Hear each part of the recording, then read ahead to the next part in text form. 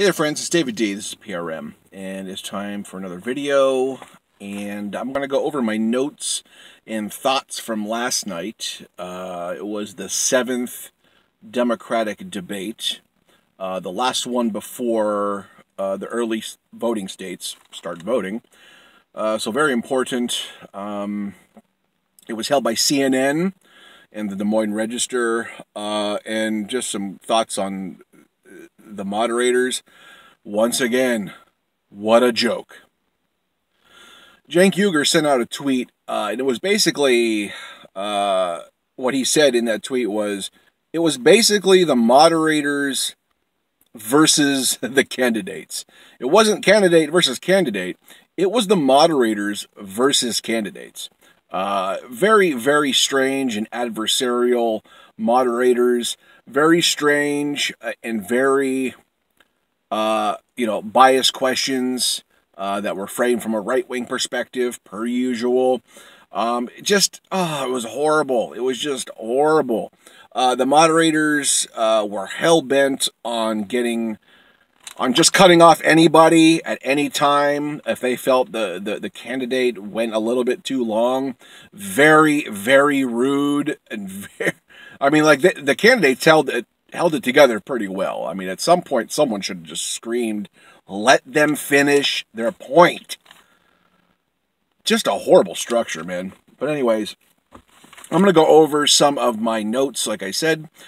That's going to be a focus on Bernie Sanders. So I don't care about anyone else up there except Bernie Sanders, and I don't think anyone else should care. Okay, so the War Powers Act came up. This shows that Bernie Sanders can work across the aisle. The War Powers Act was passed by the House and passed by the Senate, and Donald Trump vetoed it. And this was to stop the war in Yemen, the genocide in Yemen. And it was to show that Bernie can work across the aisle, because people are like, oh, maybe Bernie is just too far left, he can't reach across the aisle. Nope, he can. He did. It's not a big deal. The Afghan war came up in Bernie's vote. He got grilled on it a little bit because he voted for it. And this is something that we can call Bernie Sanders out on and say, hey, you were wrong. Bernie Sanders was wrong. And here's some context. The only person to vote against the Afghan war was Barbara Lee. There was only one vote. So, Congress was in unison except for Barbara Lee. So to give you an idea, some context of where everyone else was, he voted with the pack. But still, it's not good. It's not cool at all. So, the Iran crisis came up. He talks about how we need to approach the Iran crisis with an international coalition and how we have to stop this unilateral approach, especially outside the parameters of Congress and the president acting out by himself.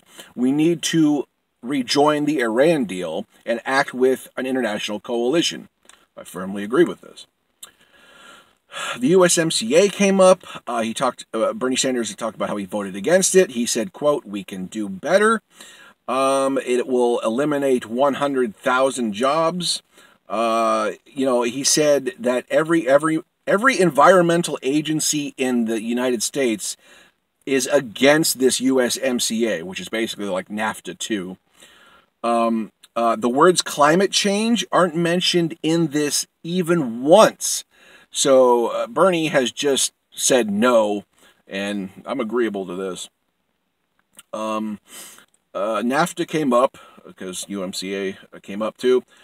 Now he called out Joe Biden for his vote on NAFTA, and he really drew some contrast there between himself and Joe Biden. I wish Bernie did this a little bit more. I think Bernie dropped the ball on that contrast. Bernie really needs to draw more contrast between him and Joe Biden, as this race is pretty much about those two. So I think Bernie dropped the ball there. What else? Okay, then the lie. Bernie called out the lie about saying a woman could never be president. If you don't know, Elizabeth Warren said that Bernie Sanders told him back in 2018 that a woman couldn't be president. Total bold-faced lie. He talked about the YouTube videos that are available for everyone to watch. He pointed to the facts that there are videos 30 years old of him saying a woman could be president. Just amazing how Elizabeth Warren would go this low. She's really listening to some poor political advice. Moving on, Medicare for All came up, and this is one of Bernie's strong suits, as you well know. He said it'll cost less than the status quo, which we're paying double than most countries, or every country. The United States pays double for our health care over every Western country. Right now, 87 million are underinsured or uninsured. 87 million Americans. And up to 30,000 die each year. Some people say 45,000, but 30K, that's about right too. And he talked about there'd be a 4% tax expense on the first, 4% tax exemption on the first $39,000 of income. So I haven't heard that before, so that's interesting. 4% tax exemption for the first $39,000. Interesting. So Medicare for All is obviously Bernie's strong suit, and he crushed that dialogue on that. He talked about how the current system, the current medical system has people paying 20% of their income, mercy, just for health care. 500,000 bankruptcies every year, medical bankruptcies. Amazing. And obviously, Bernie talked about how there's going to be, with his Medicare for All, there's going to be no premiums, no co-payments, no deductibles, no out-of-pocket expenses. And the goal of Medicare for All is to lower the cost of healthcare for employers and workers. Let's see, what else do I got here? Oh, and a question came up about workers in the insurance industry. And what's going to happen to them? Because there is some concern. If these people are going to lose their jobs, insurance is a huge racket. And Bernie said there's a transition fund in the Medicare for All legislation in his bill for up to 5 years. The Medicare for All single-payer option, the single-payer bill sets aside billions of dollars for insurance workers.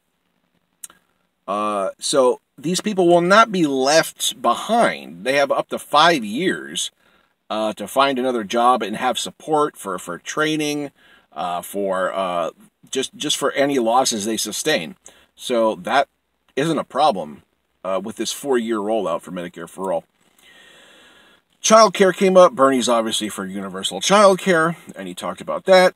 Climate change came up. Talked about how we have to go after the fossil fuel industry and their lies, which is quite obvious. He talked about the Green New Deal. He didn't talk about the Green New Deal a lot, but they kind of skipped him over when climate change came up. So another thing I was bad about with the moderators, they just weren't on the ball with the Green New Deal and Bernie being involved in that conversation.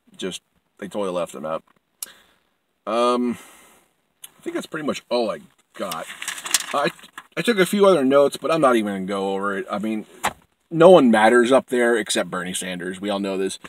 But it was a horrible debate. Like, I was just so on edge because these moderators. It was just horrible. It was I couldn't wait for it to get over with. It was that bad. These things don't serve any purpose except the corporate narrative gets out there. That's it. I mean, it does nothing for informing us. We barely get the tip of the iceberg when it comes to these policies. There is no deep dives. There is nothing fleshed out. We're just getting tidbits. It's so horrible. We need to have a PBS format or a more neutral format. PBS isn't that neutral, but just a more neutral format where these candidates can talk to each other without being interrupted. Is that too much to ask? Just let the candidates talk? Wow. Amazing.